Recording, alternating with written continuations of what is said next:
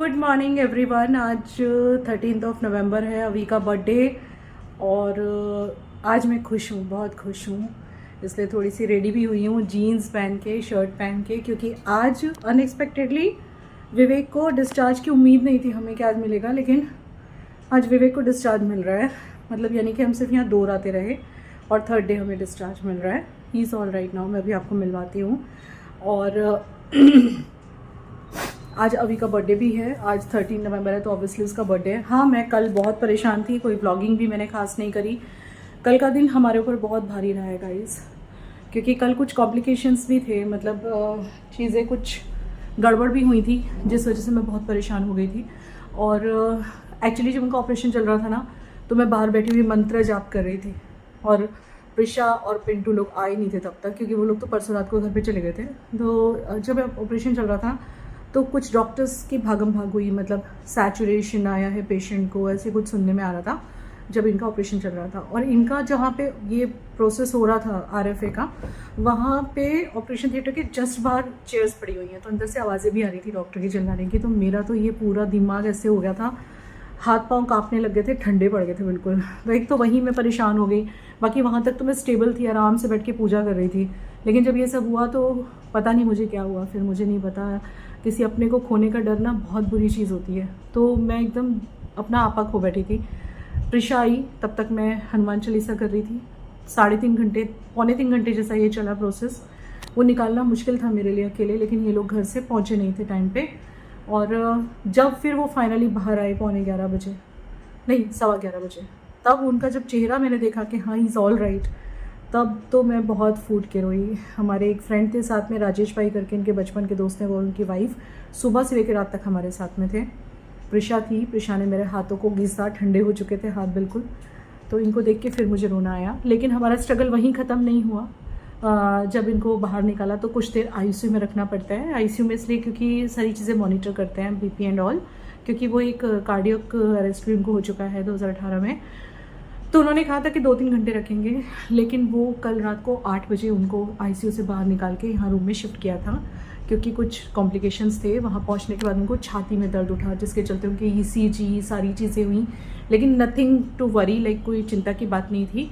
पर वो टाइम मेरा बहुत भारी गया है, क्योंकि उस टाइम पे मेरी हालत ऐसी हो गई थी, मैं आपको क्या बताऊँ। मतलब मेरे से देखा नहीं जा रहा था, मेरी आत्मा तड़प गई कल इनको देख के। ऐसे ना तड़प रहे थे ये ICU में। And you won't believe, ICU में किसी को अलाउ नहीं करते, आपको भी पता है। किसी के कोई रिलेटिव नहीं थे, बिल के सब चले गए थे, लेकिन मेरी हालत नहीं थी जाने वाली वहाँ से। मैं तो वहाँ अड़ गई। मैंने डॉक्टर्स को बोल दिया मैं नहीं जाऊँगी यहाँ से, क्योंकि वो कुछ बोल नहीं पा रहे थे, इशारे से बोल रहे थे। देखो ये बैठे हुए हैं। विवेक, विवेक हाय करो। आप सुन रहे हो क्या मैं क्या बात कर रही हूँ? तो जब कल आप वहाँ पे थे, वो बता रही थी मैं, मेरी बीवी 5-6 घंटे तक खड़ी थी वहाँ बिना विदाउट चेयर भी नहीं थी, लेकिन मैं वहाँ से हटी ही नहीं। नहीं। और पता है डॉक्टर्स भी समझ गए थे, वहाँ खड़ी थी वो। डॉक्टर्स ने वार्निंग दी थी, यहाँ कोई नहीं रह सकता है, यहाँ पे कोई नहीं रह सकता है, आप जाओ। ये स्टबर्न होके बोली मैं इधर ही रहूंगी, मैं नहीं जाऊँगी यहाँ से। मैं गई ही नहीं, मैं इनके पास ही रही, क्योंकि ये जो भी कुछ कह रहे थे ना, वो मुझे ही कह पा रहे थे। ये मतलब इशारों से ऐसे से कर रहे थे, ऐसे से कर रहे थे, किसी को समझ नहीं आ रही थी इनकी बात। और ICU में सभी बिजी होते हैं, नर्सिंग स्टाफ से लेकर डॉक्टर, एवरीवन गेट्स बिजी। तो मेरा मन नहीं किया छोड़ने का। तो वहाँ पे चेयर भी नहीं थी, बट कोई बात नहीं, अपनों के लिए इंसान नहीं करेगा तो किसके लिए करेगा। और एक पल के लिए मुझे तो ऐसा लगा था जैसे, मतलब जैसे मेरी ज़िंदगी मौत का सवाल हो, मैं ऐसे फील कर रही थी। तो फिर वहाँ पे 4-5 घंटे निकल गए। शाम को 5 बजे मैं ऊपर आई थी थोड़ी देर के लिए, तो मैंने चाय पिया फोर्स करने पे, क्योंकि भाभी भाई साथ में थे एक, और पिंटू भी था यहाँ पे सुबह से रात तक, क्योंकि ये लोग कार से आए थे। हमारी एक ड्राइवर रखा हुआ है मैंने 2 दिन के लिए, 3 दिन के लिए। तो प्रिशा थी साथ में। 5 बजे थोड़ा चाय नाश्ता किया, फिर उसके बाद वापस मैं ICU के बाहर जाके बैठ गई थी। कल मैंने झगड़ा भी कर लिया ICU के बाहर, जो वार्ड बॉय होता है उसके साथ, मुझे जाने नहीं दे रहा था। तो मैं बार बार जा रही थी इनको देखने के लिए, दूर से देख के चली आ रही थी बस। देन 8 बजे फाइनली डॉक्टर आए राउंड पे, और उन्होंने बोला कि ही इज़ स्टेबल नाउ। तो उनका ऑक्सीजन जो लगा हुआ था वो निकाल दिया, उनका जो मॉनिटरिंग था वो बंद कर दिया, उनको रूम में शिफ्ट किया। लेकिन कल ये सोते रहे, पूरे टाइम सोते रहे ये। बट आप लोगों के आशीर्वाद से, सबके आशीर्वाद से चीज़ें बहुत अच्छे से हो गई हैं। आपका बहुत बहुत आभार, शुक्रिया। और आज मेरे बेटे का बर्थडे है और बर्थडे के दिन डॉक्टर ने जब अभी राउंड पे आया, तो कोई उम्मीद नहीं थी, हमें लगा था कल ही प्रोसेस हुआ है तो आज तो ज़रूर रखेंगे under observation, but doctor is so nice. उन्होंने देखते ही बोला भाई ही इज़ स्टेबल, आराम से घूम रहे हैं, चल रहे हैं, फिर रहे हैं। और ये जो प्रोसेस होता है ये मेजर ऑपरेशन नहीं होता है, अगर मैं आपको बताऊँ तो। इसमें तो एक नीडल डालते हैं, पता है ना, मैंने आपको बताया था नीडल डालते हैं, बहुत ही माइक्रो नीडल, मुझे तो पता भी नहीं था। इनको पेट पे 2 जगह पे पैच चिपकाया हुआ है, गौज पट्टी का, मतलब उसका बैंडेज का। तो डॉक्टर जो अभी राउंड पे आए, केयूर भट्ट जी, जो कि हमारे गॉड की तरह हैं, thank you so much Keyur Bhatt ji, अगर आप ये वीडियो देख रहे हो। और उन्होंने जब वो गौज हटाया, और मतलब असिस्टेंट डॉक्टर भी बहुत अच्छी है, उनका नाम दक्षा बेन है,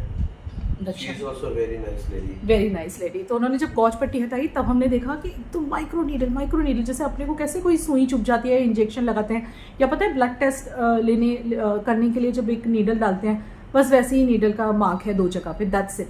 इतने माइक्रो नीडल से उन लोगों ने इतना बड़ा प्रोसीजर कंप्लीट किया है। भाई एक तरह से देखा जाए ना, डॉक्टर्स भगवान का दूसरा रूप है, तो मानना पड़ेगा।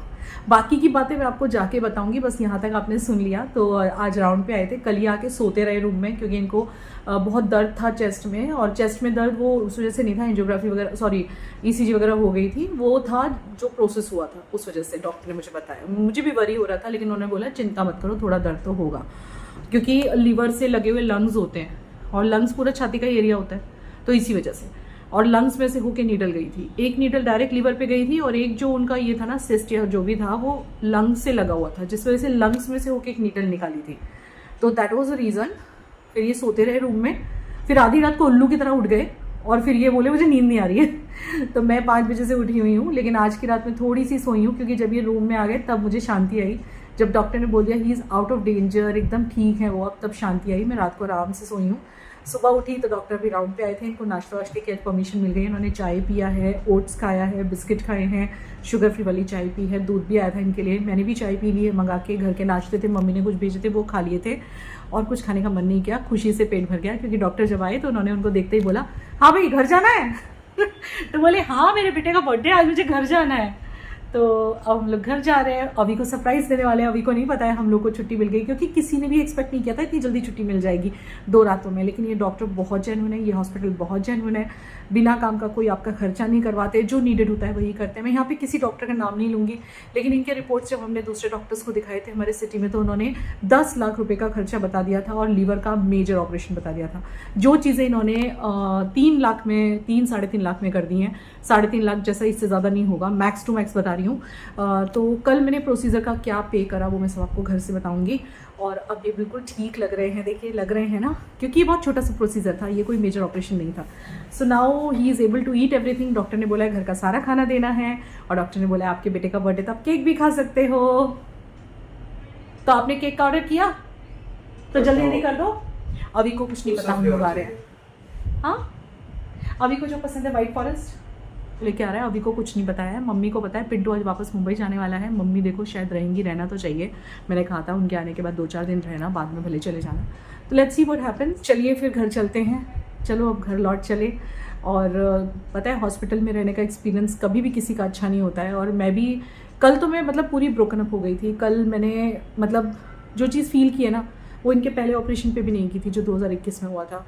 कल मुझे ऐसा लग रहा था पता नहीं जैसे मेरी दुनिया को ये क्या हो गया, मतलब मेरा घर की सुख शांति खुशियाँ लौट आए, ऐसे हो रहा था मुझे।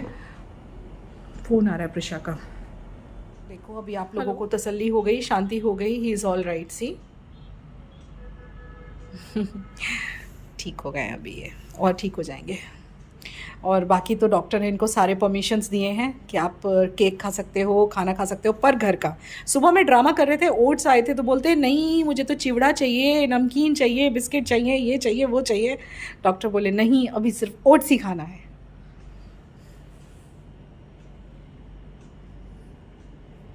क्या हो गया? बहुत सेवा करती है मेरी बीवी। अच्छा, गन्नू पापा आए थे साथ में तो सब अच्छा ही होना था। चलिए तो मैं जाती हूँ अब प्रोसीजर करने, अब प्रिशा आएगी तब आपसे बात करवाती हूँ। अभी सब कुछ ये पैकअप करना है, सामान थोड़ा थोड़ा भी। ये मैंने घर से अपनी चादरें मंगवाई थी, यहाँ की चादर मैंने यूज़ नहीं करी, इसके ऊपर भी मैंने अपनी चादर डाली थी। कहाँ गई मेरी चादर? पूरी नीचे गिर गई है। चलो मैं फटाफट काम कर। सब लोगों ने बहुत सारे विशेस भी दिए थे। 13 नवंबर को अभी का बर्थडे था, तो घर पे आए तो अभी ने कुछ फ्रेंड्स को अपने इनवाइट किया था सिर्फ घर पे ही, तो सोचा कि पापा का मूड भी अच्छा हो जाएगा, सब बच्चे आएंगे तो ये केक हमने अभी के लिए मंगवाया था और उसके कुछ स्कूल फ्रेंड्स वगैरह घर पे ही आ गए थे पार्टी करने के लिए।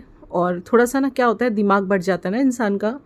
मुझे पता है मैं व्लॉग्स में रेगुलर नहीं हो पा रही हूँ क्योंकि मुझे तो एडिटिंग का भी टाइम नहीं मिल पा रहा है, बहुत ही ज़्यादा बिजी चल रही हूँ जीवन में। अभी भी काफ़ी उथल पुथल है। मैं जब ये वॉइस ओवर कर रही हूँ 21 तारीख को, तभी भी बहुत कुछ चल रहा है जीवन में। मैं आपको अपडेट वीडियो दे दूंगी जल्दी। हेलो, अच्छी सी जल्दी से स्माइल दो। बहुत प्यारे हैं सब, बहुत प्यारे हैं। तारीफ कर रही है, एक क्लोजअप में तारीफ कर रही है तुम सब।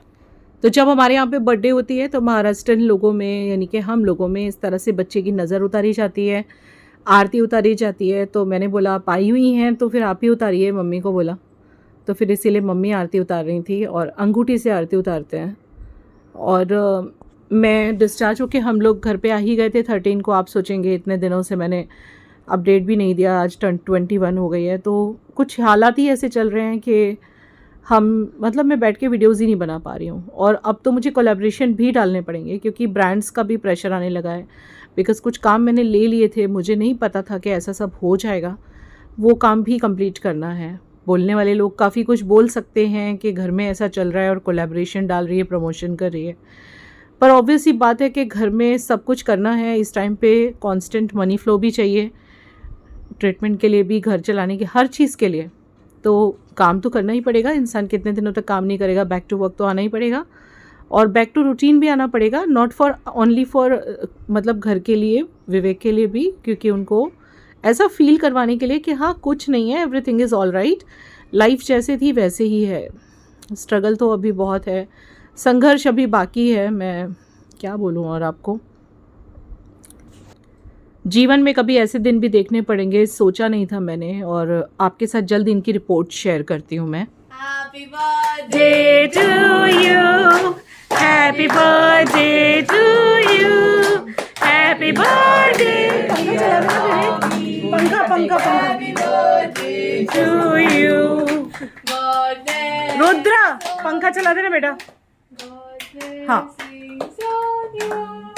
Happy birthday, happy birthday, happy birthday to you.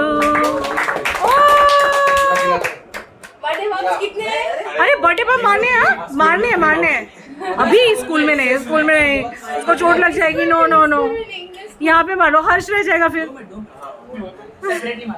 नहीं, दो बार नहीं।